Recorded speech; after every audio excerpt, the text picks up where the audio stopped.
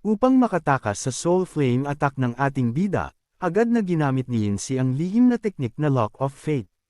Sa saglit na ma-activate ang teknik, isang matindi at makapangyarihang liwanag ang nagsimulang kumislap ng maliwanag, at kasabay nito, maraming bilang na mga talisman ang nagsimulang umikot sa paligid ni Yinsi. Sa sumunod na sandali, ang mga talisman na iyon ay mabilis na humarurot patungo sa lahat ng naroon sa loob ng Black Dragon Society, at mahigpit na dam-aikit sa kanilang mga katawan.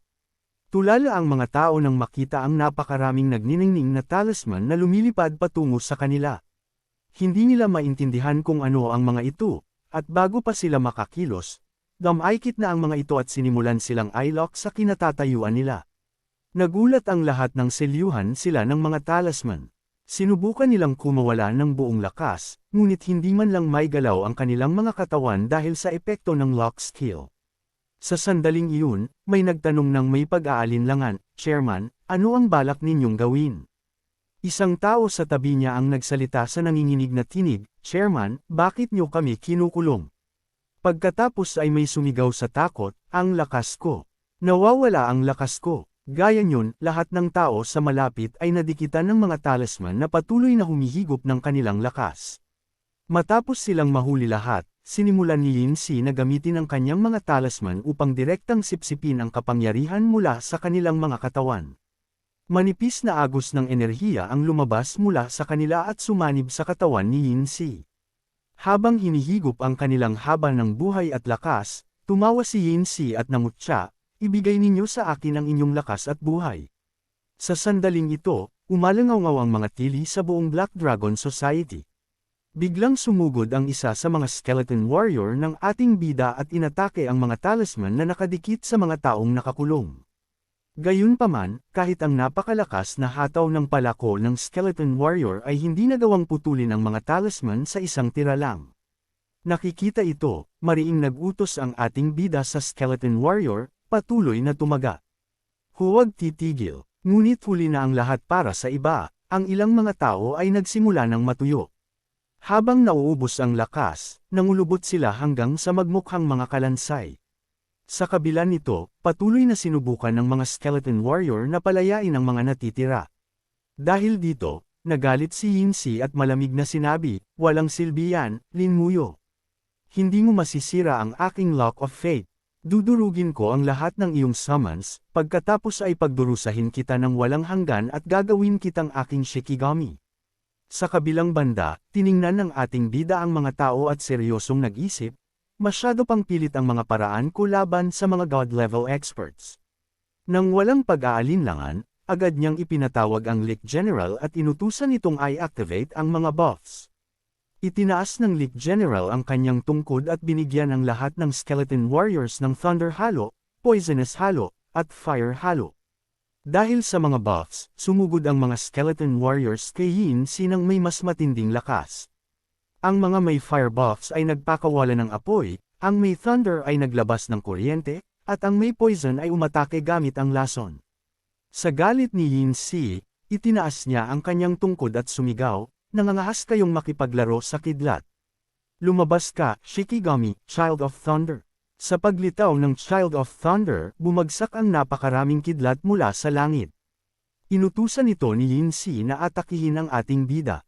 Isang malakas na kidlat ang direktang tumama sa katawan ng bida. Subalit, sa sandaling tumama ito, agad na nag-activate ang kanyang electric element immunity, kaya walang naging epekto ang kidlat. Gulat na gulat si Yinsi. Pinawisan siya sa noo at sumigaw, "Anong nangyayari? Bakit hindi man lang siya masaktan ng Child of Thunder?"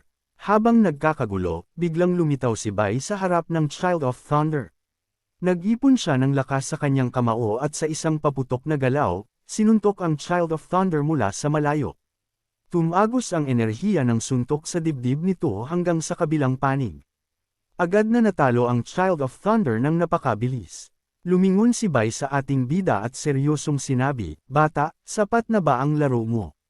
Sinabi ko na sa iyo, ipaubaya mo sa akin ang kanyang Shikigami." Nag-alangan ang bida, nagkamot ng ulo, at sumagot, "Naiintindihan ko, guro." Naging seryoso ang bida at ginamit ang kanyang mga primal rune skills, ang Strong Soldiers at Gathering Force. Gamit ang kanyang scythe, isa-isang winasak ng ating bida ang mga talisman ni Yin-Si.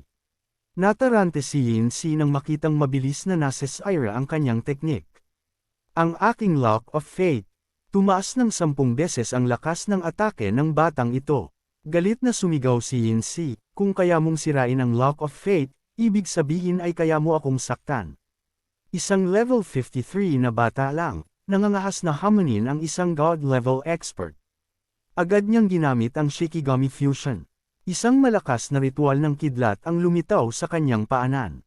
Habang ina-activate ang skill, sinabi ni Yin-Si, sipsipin ang enerhiya at magsanim. Sa pagsisimula ng skill, isang dambuhalang dami ng makapangyarihang enerhiya ang uminag sa paligid ni Yin-Si. Napakalakas ng enerhiyang ito, nagniningning habang kumakalat sa buong paligid.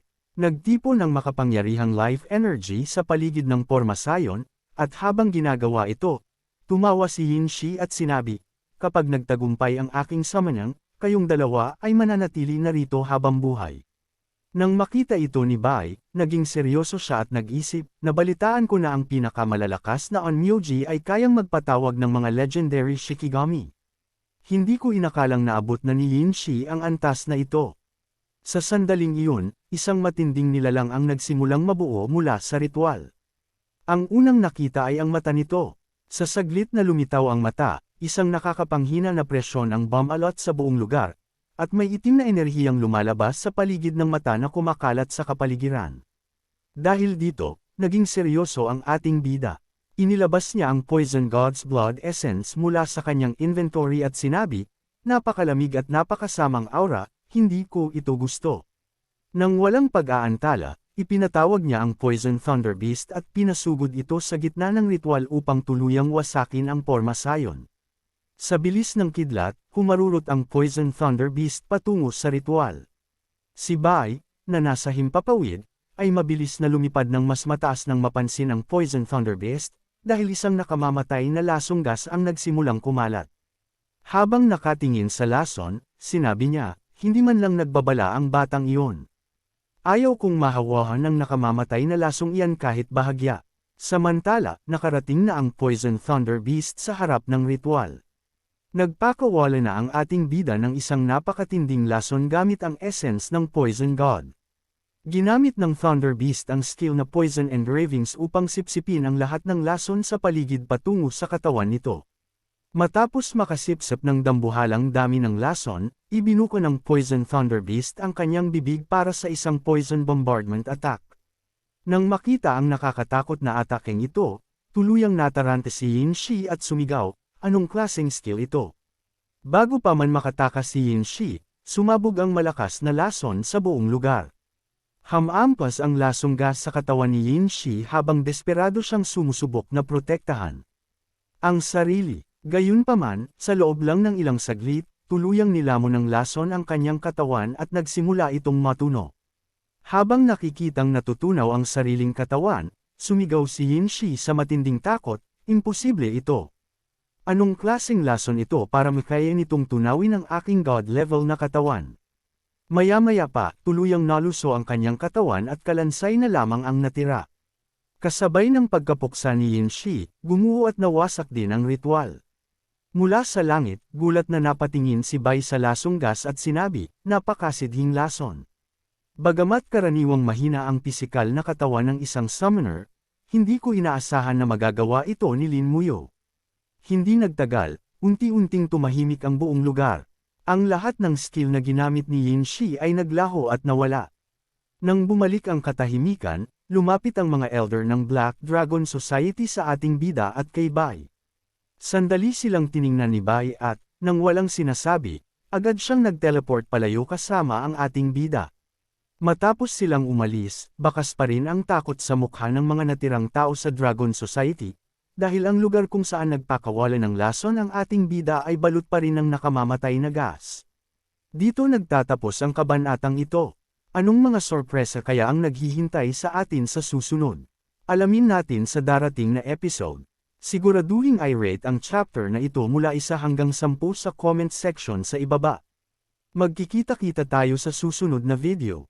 Hanggang sa muli, mag-ingat kayo at paalam.